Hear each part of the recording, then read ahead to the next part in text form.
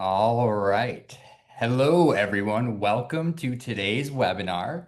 It's called Inside the Pitch, Real Talk with DMO Sales and Marketing Leaders. I'm going to be the host, Jack Lawton. I'm our head of revenue enablement here at DigiDeck. So really excited to dive into this with all of you guys in the chat and out in the audience. And I will be checking that chat for questions. So please feel free to drop them in whenever. Destination marketing actually happens to be the second largest industry using our platform outside of sports, which makes this session a great chance to dig into some insights that are tailored to your unique challenges that you guys face out there in the audience. We're going to be joined by two amazing destination marketing leaders, Amy and Brooke, who will share how they are managing the chaos of staying ahead, empowering their teams, leveraging data and analytics, and crafting winning proposals in the fast-paced world of destination marketing. So we're going to jump right in. Amy, why don't you tell us a little bit about what a chaotic day looks like in your role and how you keep your sales team on track? Yeah, thanks, Jack. Hello, everyone.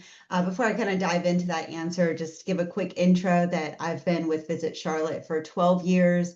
I've been in 4 different positions, and currently I sit in a role that's managing a team selling our citywide large conventions.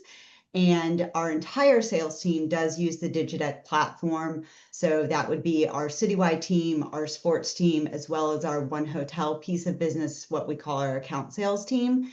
And we've been using it for 4 years. So to answer your question, we have 17 selling managers representing our destination, and DigiDeck provides every market, whether it's that sports, association, or corporate, the ability to quickly and effectively construct a presentation or proposal for our clients. The platform ensures consistency with our branding, and it keeps the destination content information current. So we're going through a huge amount of growth in Charlotte right now. So we are able to go in and add additional information or maybe change specific stats that we want our customers to have. And it's just an incredibly easy process. To make those changes. The sales team can make them, marketing can make them, it doesn't matter. So that efficiency frees up a lot of valuable time for our sales manager to focus on some other priorities. So you're essentially saying even though you have a larger team, 17 is larger in this space compared to some of the ones that we're working with, and you're essentially saying that it's super important to keep all of your guys' content, all the different things that are being changed and updated current, and the DigiDeck really allows not only you to do that, but it empowers the entire team across the board, no matter what department they're in, the ability to go and make sure that those things are up to date and in the proper place and all situated. Is that kind of what you're saying? Exactly. Yeah. When we built out the DigiDeck, what we call the library, we did that. The sales team did that alongside our marketing team just to make sure that we had all the right content specific to talk to those sports clients, to talk to corporate clients, association clients, religious multicultural, whatever that market is. And so our current library sits with about 120 slides. And so when the team goes in to create those proposals, quite honestly, it's all of about a minute to select what slides they want. And once you're in it more, it's a very quick process, right? It's just like with anything. The more you do it, the more quickly for you to navigate. And then from there, we've built the shell, but then from there, each sales manager can go in and customize. We have certain number of slides that you have to manipulate information to speak directly to that proposal that you're bidding on. So that's something that the sales manager does alongside with perhaps some other team members like their sales coordinator or whoever it might be to get that proposal done.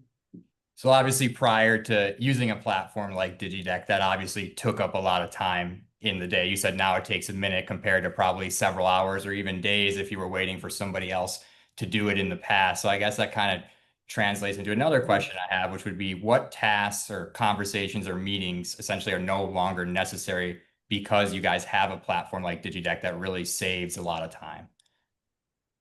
Yeah, so great question. So like many of you, we were using a PowerPoint presentation, years ago, and there's just some nuances with doing that.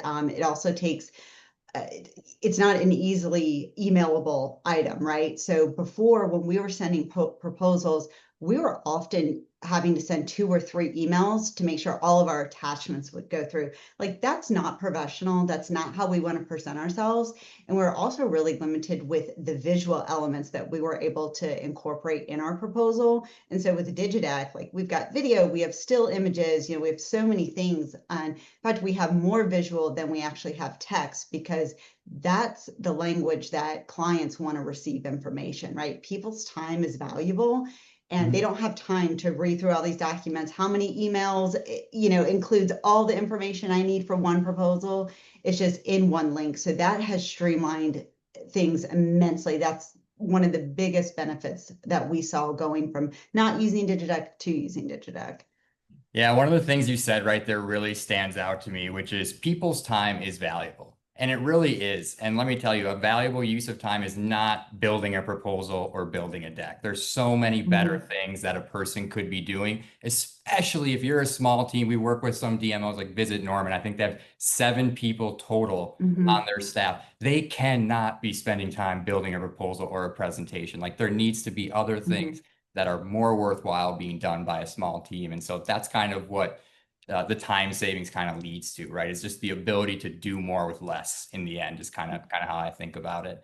So Brooke, we're gonna transition into the land of Visit Buffalo. We're gonna talk about rebranding. So with everything changing from, I know you're doing some new branding, new assets. How do you make sure your presentations still feel aligned and on brand, even though you're changing so much and you're totally going through an evolution at Buffalo? Yeah, thanks, Jack. So like Jack said, my name is Brooke. I work for Visit Buffalo, formerly known as Visit Buffalo Niagara. I'm the admin assistant for our sales team. So I assist 9 sales managers, 3 of which are in a sports commission.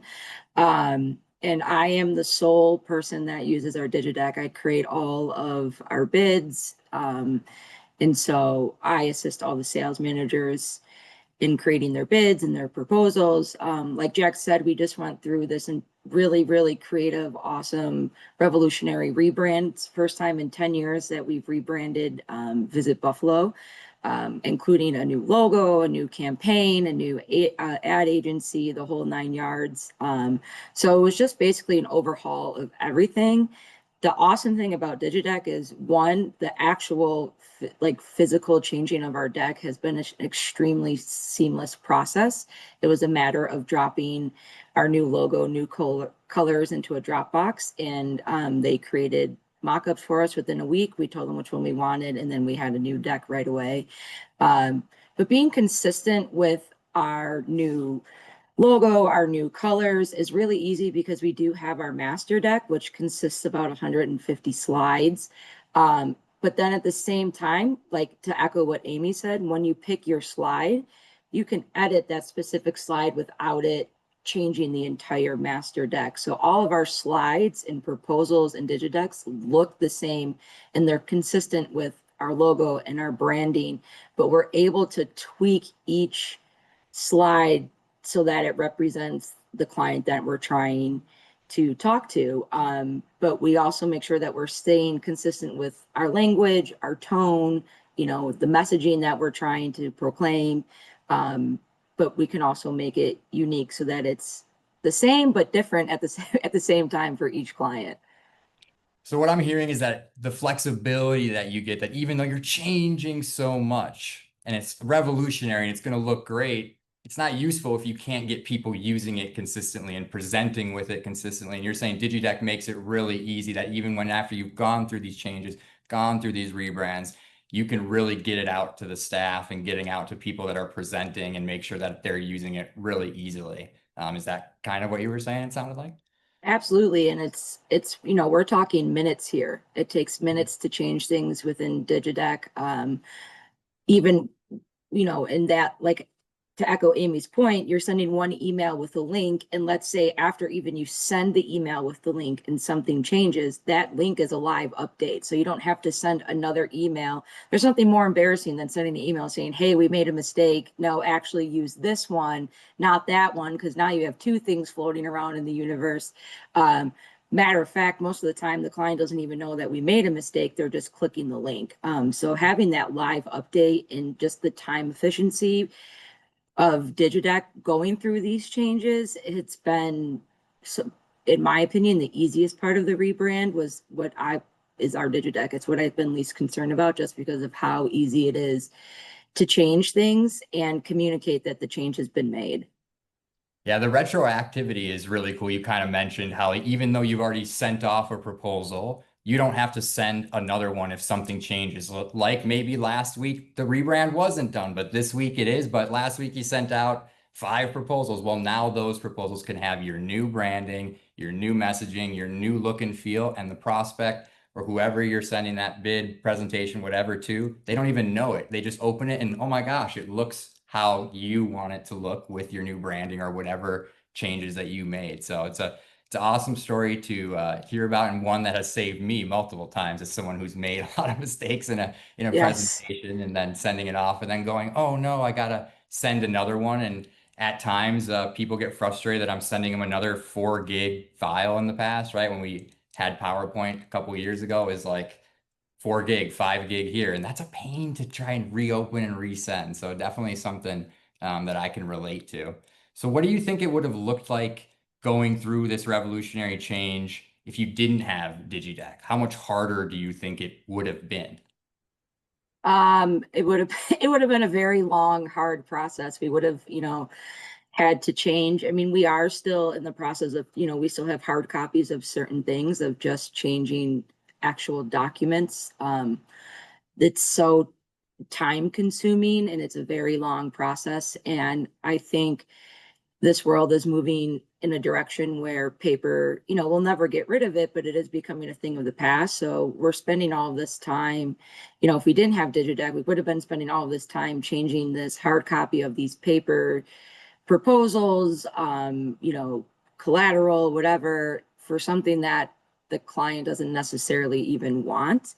Where DigiDeck, it's just, I'm now, instead of mailing out old proposals via a binder and snail mail, I'm sending a link that they can, one, it's convenient for them to look at any time. It doesn't, make them carry anything extra at a trade show, or if they're already traveling when we send the proposal.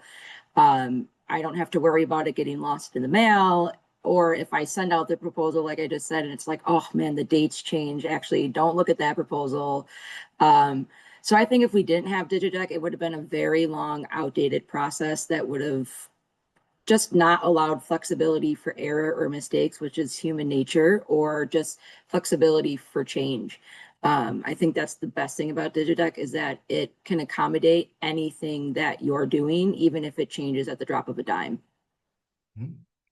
Love it. We're going to move into proposals, kind of the process around them. So we're going to do 2 different questions, but each question is going to be for the both of you guys. So the first one being, how has DigiDeck helped you bring in maps, visuals, other unique content that really resonates with meeting planners and just creates an overall great experience with them to help them choose your destination? I don't know who wants to go first, Brooke or Amy, but go ahead. Go ahead, Amy, kick it off. Okay, thanks. Yeah, so DigiDeck, you guys offer such a wide range of formatting features that makes the proposals just really cutting edge, and I feel like it keeps it really fresh. And one of those things is the iframe feature. So we use a third-party company, which is a web-based program for our maps. It's called Proxy Map. Some of you may be familiar with it. And we are able to embed their website of the specific map that we designed for that proposal into DigiDeck. So that's a live website on a specific slide. So that allows the recipient of that presentation to not have to toggle between multiple websites or clicking a link, opening a new window. They're just right there in the presentation. And this particular map, you can zoom and click on things and things pop up. So it's a very interactive map. And we tailor each of those maps as needed for specific proposals and what we may need to highlight to that specific customer. So that's been amazing, the integration with our maps. But then just in a more simpler tone, a PDF, right? You can do a link to a PDF, which is great, but it can also live just live there, and the recipient can scroll that PDF in that slide. So again, they're not toggling between different different windows that they have to open. And it's just really easy for them to comprehend all of the different content that you're trying to convey to them. Brooke, what would you say? How has DigiDeck helped you bring in maps, visuals, and other unique content that resonates with the meeting planners that are seeing some of Visit Buffalo's bids or presentations out there? Yeah, so to echo Amy's point, we also do integrate our website for maps into our proposals. We have, the number one question we get asked at Visit Buffalo is, where should I go for chicken wings? So we actually have an entire wing trail that lives in a space on our website. So we actually integrate that into our proposals, and it's super interactive. You can type in your location, what you're looking for, and it all lives in one spot. And if we need to swap it out or if we update it, like I said, just to echo my point earlier, it's just a matter of updating the URL. There's no, oh, now I have to reprint this or go into Adobe and edit it. It's just uploading the new URL. Also, it's really allowed us to become moving towards the paperless movement in terms of you can take the proposal that you've created and turn it into a QR code. So a lot of the times that we're at trade shows, we'll have a QR code. So instead of like handing somebody a paper map that, especially if we're at a trade show that's not even in our city, handing them a map that they have to now hold the entire rest of the trade show, somehow, some way, get it home. They just scan the QR code and save the URL link. It makes us more sustainable. It actually has saving us a ton on shipping costs because now we don't have to ship as much collateral to the trade show. And it's also way more convenient for the client, and it's all on their terms, right? We can give them the information and talk to them, but I don't even remember what I had for breakfast today, let alone what somebody told me a week ago at a trade show. So we can just say, hey, we know your time is valuable. You only have a couple minutes. Here's the top 5 things about Buffalo. Scan this QR code and take a deeper dive when you have time.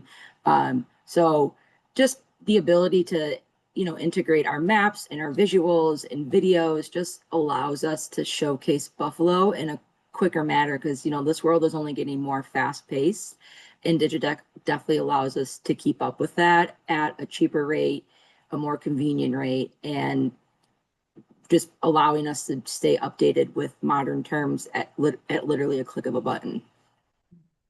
So what I'm hearing from both of you guys is that whether it's an event planner or meeting planner receiving one of your presentations, or it's at a trade show, the overall theme is just creating a better experience for your audience. Again, whether it's a meeting planner, whether it's somebody at a trade show, some of these things that we talked about, maps, visuals, that live on a slide, that are interactive, that somebody can use to really organize information in a much easier way to dissect whether maybe their event works in a certain space or a certain convention center or not. That's kind of what we sought out to do. And that is from feedback from this industry, quite frankly, that showed us like, we're really looking for a way to give our audience a better experience, something that's not just a PDF or a PowerPoint looking at a black and white schematic of a convention center or something like that. The world has evolved. We can do so much better. And if you can create something that stands out to meeting planners, people at the trade shows, I think that that bodes well for any destination. And this is kind of a way that you guys can do that. All right. So we got another question for both of you guys. So I think we'll go back to Amy first on this one. How do you balance personalization with efficiency when creating proposals at scale, especially across a large team? I think Amy, you said 17 different people in one instance. And does this level of personalization change as the sales cycle progresses, or does it stay the same? Yeah, sure. So I'll kind of break that down into 2 different buckets. So first, just like to say that we do have around 100, 120 slides for our proposals. And then we have a whole separate deck for presentations. And I think we'll kind of touch on that a little bit later. But within the proposal format, we have designed 9 different chapters. So those 120 slides are dispersed between about 9 chapters. That makes that easy for the team to grab. And then any images or files that we have stored in DigiDeck, we have tags associated with them. So that helps organize information. Like, for example, we have everybody's headshot in there, right? So if we're putting somebody else's headshot from one of our supporting partners, we're including their presentation, we can easily grab those by just doing a quick search. And Brooke kind of touched on a little bit, but anytime you make changes, a lot of times with these proposals, they evolve. You kind of start out with your initial proposal with the customer, but then it may evolve because you need to get more information regarding one subject, or, the hotel block changes. And so to be able to go in there and just easily update that, you don't have to resend a link. You can just keep using that same link and it's live, is just, it's so efficient, and it just helps with the accuracy. Like Brooke said, sometimes we're human, right? And you make a mistake and then you realize you make that mistake 10 seconds after you did it. And so this way the customer never knows that. So you're essentially saying that you're able to curate the journey and evolve that original proposal over time based on what's happening. And this allows you the flexibility to do that without having to send another 5 gig PowerPoint or another PDF or whatever. You can just use that original link and it evolves and adapts based on the journey and what's happened, in between the start and to the point where you are today. What would you say, Brooke, on that same question, balancing personalization with efficiency when creating your guys' proposals at Visit Buffalo? And do you guys alter that original proposal as time progresses through the sales cycle? Does it stay the same? Just talk a little bit about that. Yeah. So at Visit Buffalo, we really try to make our proposals as targeted as we can. So for example, if we know that an association that is, family-based or children-based is coming, we'll put all of our, family-based activities and partners into the proposal. And it's, again, just to reiterate, it's a matter of seconds of editing slides. But, as time goes on and the stronger the relationship we build with clients and the more we learn, we're still able to add in slides after the fact. So if we find out that one of our clients is, a veteran, or they're bringing a group of veterans, we can then alter their proposals, more military based, even if we learn that fact as time goes on. So we are able to evolve the proposal at any point and any time. For a perfect example, something that happened, 2-3 hours just before this webinar, I was actually building a DigiDeck this morning. I submitted it to the sales manager. She came back and said, hey, the group completely changed the dates that they're coming. And it just didn't cause any type of crisis. It's no big deal. Just let me know when they finalize the dates. It's a matter of minutes of updating the proposal. And in the same breath, if it's, hey, I just learned about this group that they are really interested in, going to the Pierce Aero Museum or going to a Sabres or a Bills game, we can then I just go into the proposal, I can insert information, and that live link just automatically updates. And it cuts down on the amount of emails that we need to send, because trying to find anything in an email is just near impossible. And it cuts down on time, where the sales manager can kind of do two things at once, where they can pay attention to the client and build that relationship, and we can alter their proposal to them, but still be able to meet new clients and still continue to do their job. Just because DigiDeck is so easy to edit. It's very user friendly, and it's just the time. I mean, like I said, we're talking about minutes that it takes to update and change your proposal.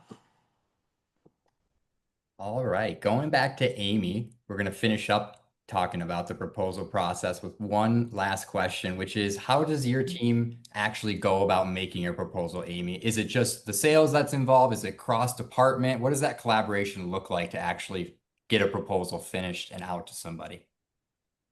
Yeah, so it definitely depends on the particular piece of business that we're doing. So some proposals might be a lot simpler and some are a lot more intricate. So, with DigiDeck, we have 25 users that are in the system, and only one of those is our marketing. So the rest are sales team or our coordinator support staff to the sales manager.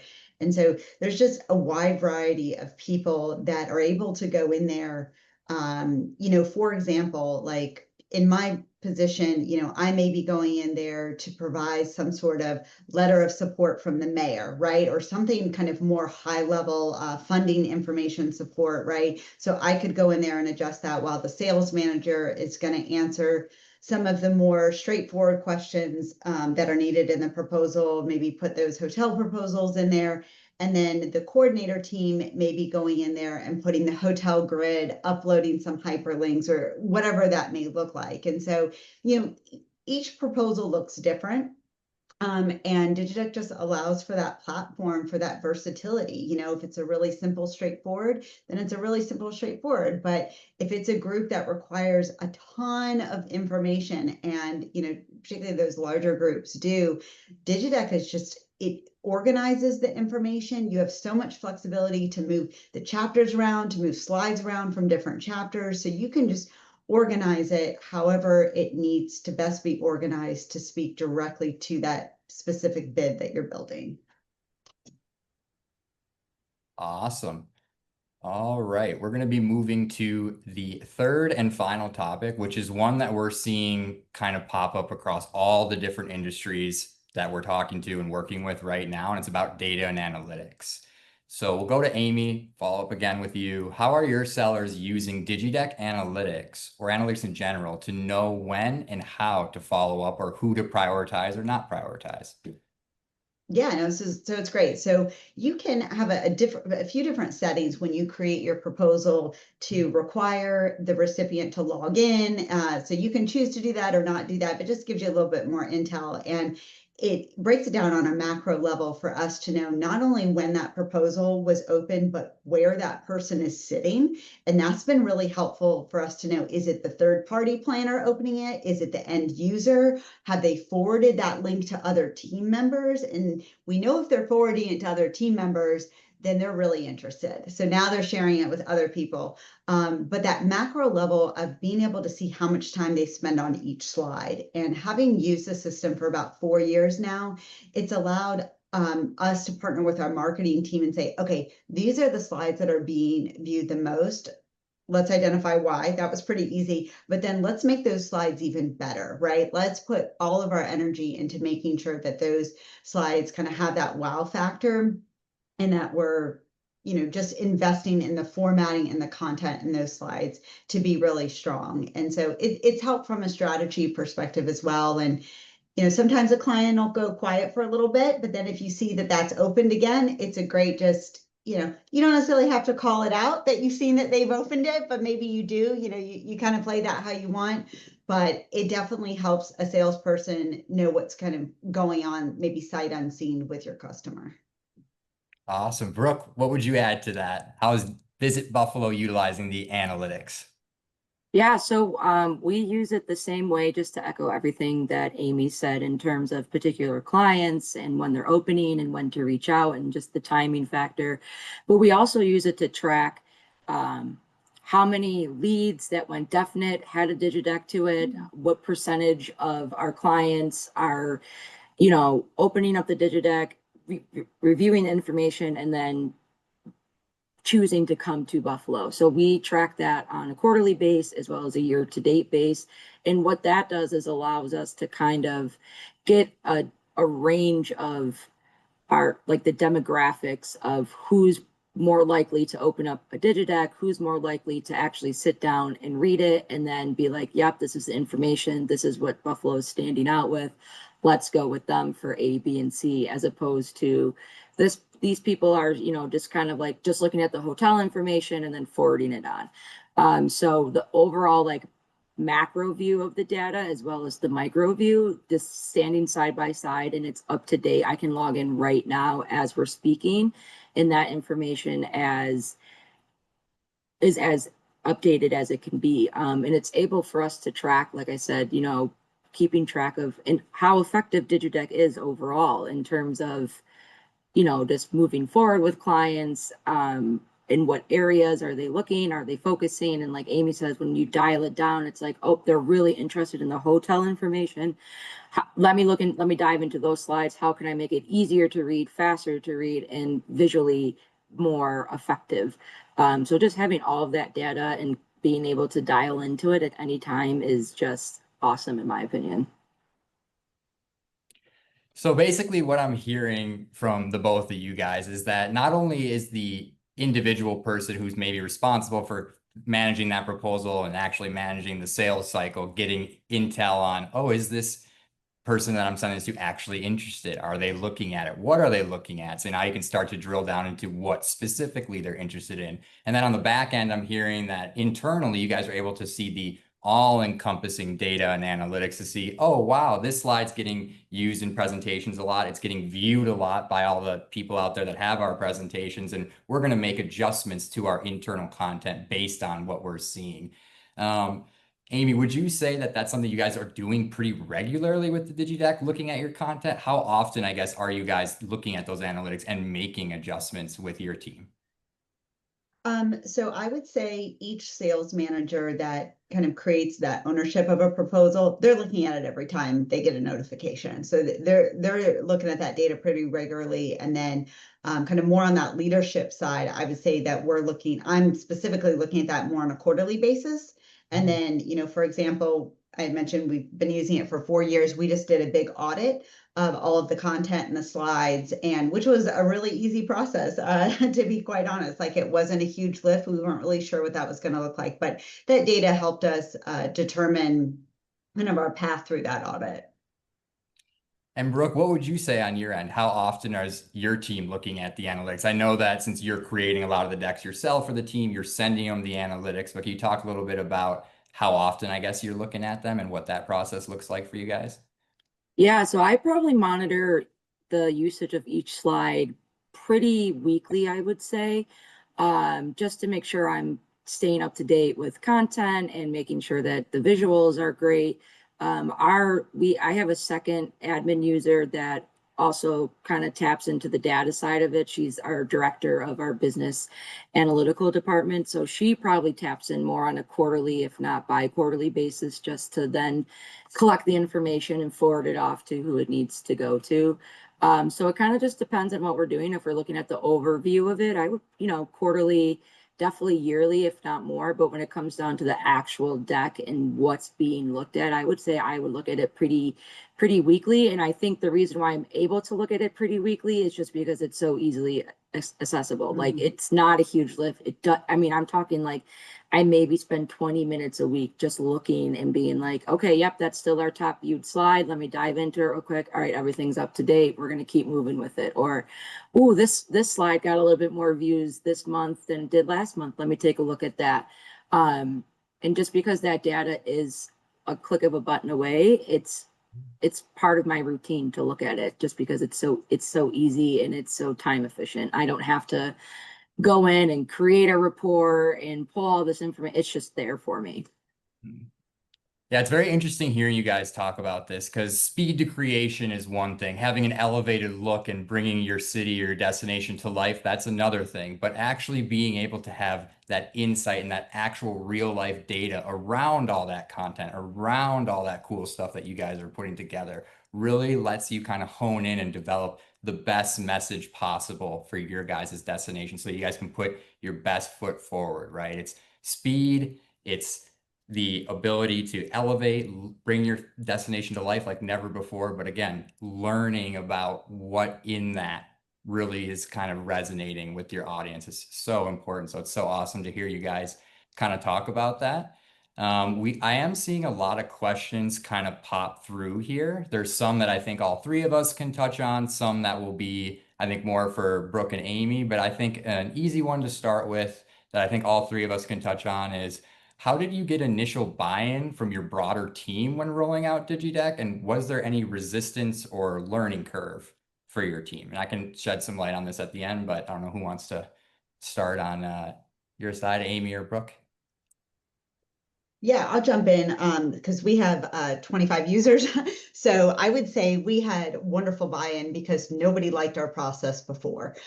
So it was a really easy rollout. We actually rolled it out at the beginning of COVID. So that was an interesting space to do that all virtually, but it is a web-based system. And honestly, it was fine.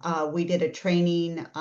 We kind of we broke it down with smaller groups that were kind of leaders of other teams, right? Informed them, went through that with them, and then launched it to the broader team. And yeah, so we didn't really have any speed bumps.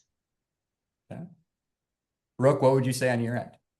Yeah, so I think that, we wanted to try to be ahead of the game and be, instead of necessarily going to a trade show and being like, oh, that's a cool product. We want to be the one that was bringing it to the trade show and be the first one to do it.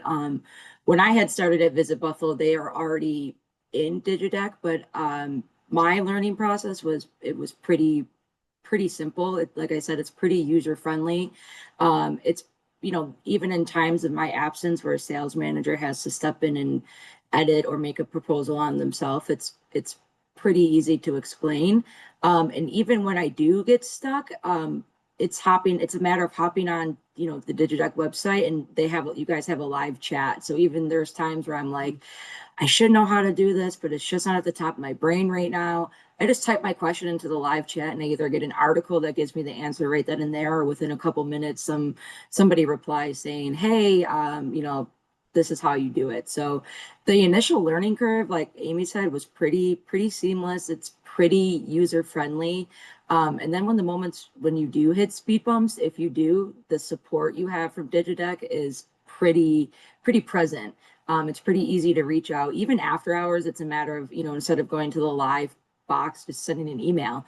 I don't think I've ever gone longer than 24 hours with some type of solution to whatever problem, the rare problem that I run into in DigiDeck.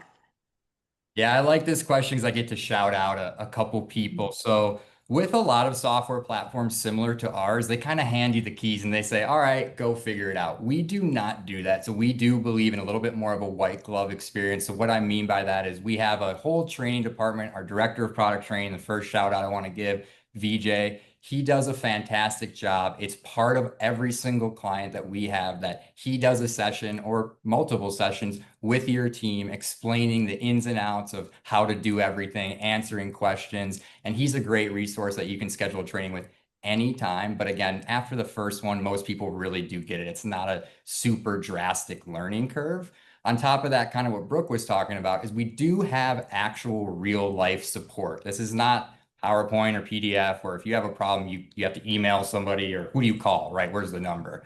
With ours, we have a real live person that you can chat to, and his response time is under 2 or 3 minutes. He's one of our longest serving employees. He can actually show you how to do something through that chat window, or in certain cases, if something really needs to be done quickly, he can actually go and help you make that change in real time himself. So that is one thing that we really pride ourselves on, is that support aspect, because there's certain times where what's in a proposal, what's in a presentation is immediate, super important, and needs to be done now. And so we really make sure that we're able to support that, just given the nature of how important a presentation can be for somebody. All right. So I know, Brooke, you've talked about this. So this question, I think, will be one that you'll like to talk about. It's, what role does DigiDeck play in your trade show strategy? So I know you touched on this a little bit, but maybe more in depth, it sounds like. Yeah, so like I said, we're trying to move towards a paperless strategy, just for sustainability reasons, shipping costs. And I would say we're one of the few people that can deliver all of our information without handing you something physically. So just the convenience of saying, everything's QR code based. You go to a restaurant and even, they hand you a menu. Sometimes you just scan a QR code. It's becoming a little bit more universal, a little bit more kind of part of our daily routine. So just saying, hey, like I said earlier, I know you don't have a lot of time right now. Scan this QR code. My contact information is going to be on it, as well as a deeper dive into any questions that you have. When you do have time, take a look at it and reach back out to me. And I would love to do, schedule an appointment or a phone call or a site visit or whatever the next step may look like, as opposed to handing somebody something that they just have to be responsible for, right? Trade shows are a very busy time. It's long days. You barely have time to go to the bathroom, let alone figure out how how am I going to get this paper home? And then you times it by 10 destinations that you talk to, or this USB now that I have to keep track of, or this physical business card that I'm going to get 100 of, and I have to remember where they're from and when to do it. It's just a quick, hey, just scan this, save it to your phone. It's 2025. Everybody has their phone attached to their hand. And when you're ready, it's on your time, reach out to us. And when you do reach out to us, it's a matter of, I can pull up the proposal that I was presenting that day and know exactly what information was given to you at that time. So I like to believe that we're one of the first, if not the first few, to kind of move towards the digital side of things, where the non-traditional, brochures, papers, there's nothing wrong with that. Those will always be around. And they play an important part, but this just allows us to do the same thing in a more efficient time that takes even less off the client's plate as they're going through a busy trade show. So you're saying it's hard when you got 10 of these in your pocket Yes. trying to carry them around. So you're saying you're instantly standing out just by being able to serve your content digitally and not have to have somebody, have a card like this that they're never probably going to make home with them, right? Because it's going to crumple up in the Yes. pocket, it's going to whatever. So it's very interesting to hear. That's all about creating just that better experience for not only the meeting planners, event planners, but anybody you're interacting with at a trade show. So awesome to hear. This question will be for Amy, just because you're managing that larger team. So somebody asked, do you have guardrails for what sellers can and can't change in a proposal? Obviously, this is functionality we offer, but is there some specific ones that you could mention? So great question. Actually, so we have guardrails. I have to think, it's been a minute. So we have guardrails in that they can't change the master deck. There's only certain people that have rights to change the master deck, but once they create their own proposal and get the slides that they want, they can change those. And so yeah, we have trust within our team there. To be honest with you, it hasn't been a problem. Nobody has changed anything that's been a negative. Honestly, the less work they have to do and less changes, the better for them. So yeah, so I hope that answers that question. But yeah, the guardrails are basically around the master deck can't be changed. All right. So with other people, I mean, yeah, we've definitely seen like common guardrails are like inability to change font, inability to change color, inability to change an image. We can actually lock down certain parts of a slide. So we have these things called components, which are interactive elements that somebody can quickly drop onto a slide. And we can even lock those down individually. So you have total control over what can and can't be changed, from the font to the images to even certain portions of the slide. You have total control over that, and we can really work with you to set that up or show you how to do it. It's super easy to do to create any type of guardrail that you do want. I'm seeing some questions in here that are going to put me on the spot about our product, so I better get my thinking hat on. Somebody said, can you explain what global updates can do? Could I update pricing on a proposal slide, and will it update a presentation that's already been sent? Does it update to all presentations past and present? So great question. The answer is you have total flexibility with global updates. So you can push a global update to a singular presentation and a singular slide within a presentation, or you can push that global update to all presentations that have that slide in it. You have total control over which one you want to do, right? Singular slide, singular presentation, or all the presentations past and in the future. Because if you make a global update or you make an update in the master deck, obviously every future presentation will have that update. But again, you can push it to a singular deck or push it to every deck out there that has that specific slide in it. Very commonly, we see this like in our sports clients with like the pro sports, is they have a guy on all their slides. Maybe it's like Luka Doncic or whatever. And then, oh my gosh, he got traded overnight, and they have to push a global update to all the hundreds of presentations they have out there that had him on every single slide. And all of a sudden, overnight, in a minute, even though something drastic happened in their business, all of their content in the future and in the past is now relevant and still up to date. Okay. Oh man, this is a tough question here. It looks pretty long, so I'll dive into it. This one might be one for me again, guys.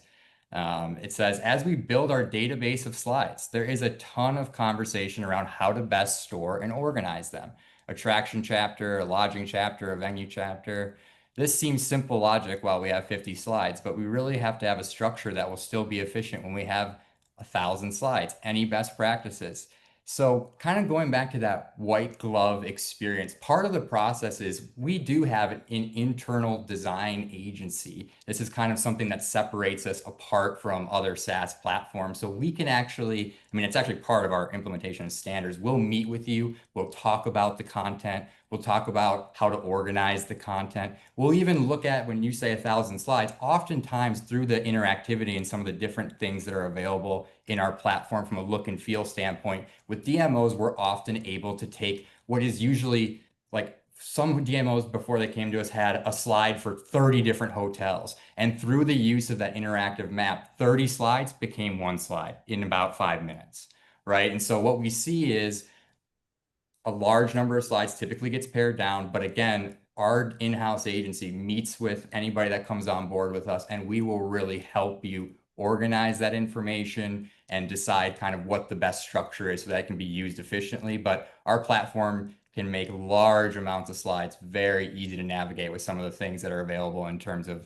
the options that you have to build a deck, specifically around pre-selects and guided selling. So pre-selects is essentially, DMOs often, you're making a proposal for this industry, this industry, this industry, and it's just a pre-packaged deck with the right slides ready to go. Somebody logs in, they say, I need the deck for this situation, and boom, selects it, and then they're off and on their way. We also have guided selling, which is a better thing when you have all kinds of content, large numbers of content. It's actually a questionnaire that we help develop with your team.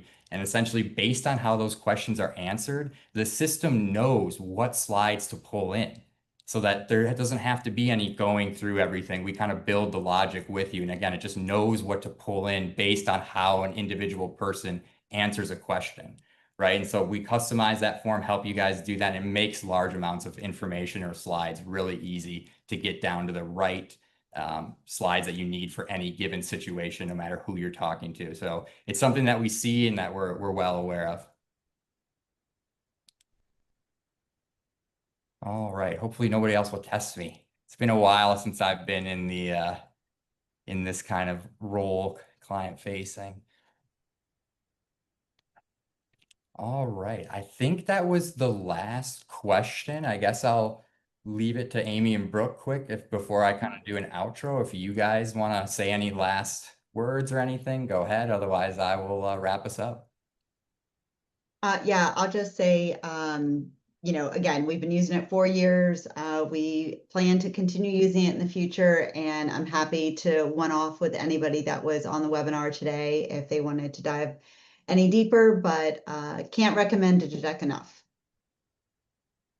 Yeah, just to echo Amy's point, she does it, on a larger scale, where Visit Buffalo, only has, not, I shouldn't say only, but we have 9 sales managers, and I'm the only one that makes the bidding presentation. So if you're a smaller DMO that, just isn't ready to talk to somebody who is in charge of a bigger scale, again, reach out to me. But to what Amy said, if you're looking to be more efficient, more timely, and modern, DIGIDECK is the way to go.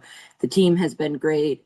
I really can't think of any speed bumps that we've come across that, DIGIDECK's just kind of thrown their hands up. They're creative in their problem solving skills, on the rarity that there is a problem. So I highly recommend it. And if you need any more information, feel free to reach out. Yeah, thanks for the kind word, guys. I'll kind of end it by saying a thank you just to this industry, because quite frankly, this has been one of the best industries for us to work with. Just from a collaboration standpoint. Early on, the first few that we had really showed us some cool things that we could do, like with those maps and interactivity and some of the functions in our platform. And so that has been invaluable to us to really make a really good offering and really helping DMOs of all sizes do more with less, be more efficient, all those things that Brooke and Amy talked about. So a big thank you. And it's been awesome to just learn more about this industry as the years go on. And hopefully we get the chance to work with hopefully every DMO in the future of all sizes, because we are passionate about helping teams be more mobile, be more modern, be more efficient, and put their best foot forward. So thank you everybody for joining today. And again, super thankful, Amy and Brooke, for you guys taking the time.